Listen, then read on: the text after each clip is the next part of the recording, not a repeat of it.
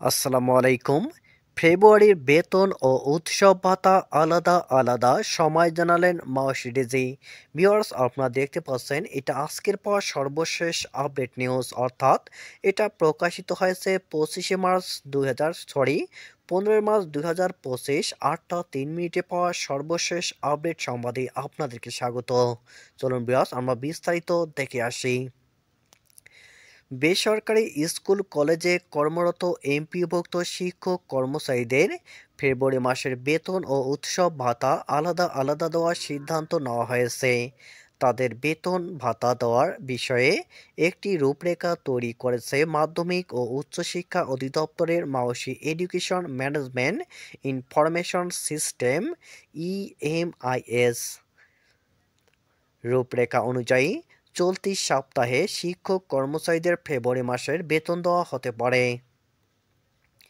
জানতে চাইলে মার্সিডিজে professor doctor Mohammad Azad Khan the daily ক্যাম্পাসকে বলেন, শিক্ষক কর্মচারীদের ফেব্রুয়ারি মাসের বেতন চলতি সপ্তাহে দেওয়া হতে পারে। এ বিষয়ে ইএমআইএস সেল থেকে আমাকে একটি লিখিত ফরম্যাট দেওয়া হয়েছে। প্রথম থেকে 15তম ধাপের বেতন চলতি সপ্তাহে ছাড় করা হতে পারে। আগামী 20 মার্চের মধ্যে তারা বেতন পেতে পারেন। বেতন চলতি সপ্তাহে হলে শিক্ষক কর্মচারীদের উৎসব ভাতা কবে নাগাদ ছাড় করা হতে পারে এমন প্রশ্নের জবাবে তিনি আরও বলেন, চলতি সপ্তাহে বেতন ছাড় করতে পারলে আগামী সপ্তাহের শুরুর দিকে শিক্ষক কর্মচারীদের উৎসব ভাতাও ব্যাংকে পাঠানো হবে। খুবই সম্ভবত 22 মার্চের পর তারা উৎসব ভাতা পাবেন। বেসরকারি শিক্ষকরা 3,125 টাকা উৎসব ভাতা পাবেন। এই অর্থ দিয়ে তারা কার জন্য কেনাকাটা করবেন?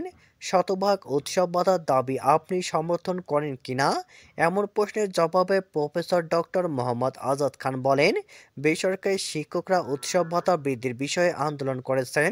তাদের আন্দোলনের পরিপ্রেক্ষিতে সরকার ভাতা বৃদ্ধির কথা বলেছে।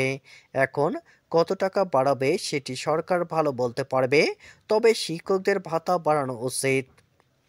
জানা গেছে, সরকারি কর্মকর্তা কর্মচারীরা ইএফটির মাধ্যমে বেতন ভাতা পান।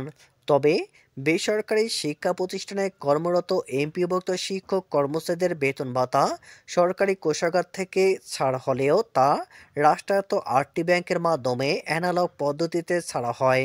এই অর্থ তুলতে শিক্ষকদের নানা ভোগান্তিতে পড়তে হতো।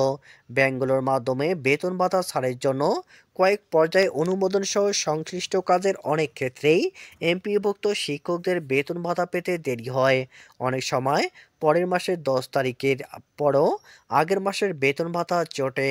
এর পরিপ্রেক্ষিতে গত 5 অক্টোবর বিশ্ব শিক্ষক দিবসে ইফটিতে বেসরকারি শিক্ষকদের এমপিওর বেতন ভাতা ঘোষণা দেয় শিক্ষা মন্ত্রণালয়। প্রাথমিকভাবে বেসরকারি এমপিওভুক্ত স্কুল কলেজে 209 জন শিক্ষক কর্মচারী অক্টোবর মাসের বেতন এমপিও ইফটিতে ছাড় হয়। পরবর্তী সময়ে 1 জানুয়ারি 1,89,000 শিক্ষক ইফটির মাধ্যমে বেতন ভাতার সরকারি অংশের টাকা পেয়েছেন। দ্বিতীয় ধাপে 67,000, তৃতীয় ধাপে 84,000 এবং চতুর্থ ধাপে 8,200 এর অধিক শিক্ষক কর্মচারীকে ডিসেম্বর মাসের বেতন দেওয়া হয়েছে। ইতিমধ্যেই তারা জানুয়ারি মাসের বেতনও পেয়েছেন, তবে তাদের ফেব্রুয়ারি মাসের বেতন এখনো হয়নি।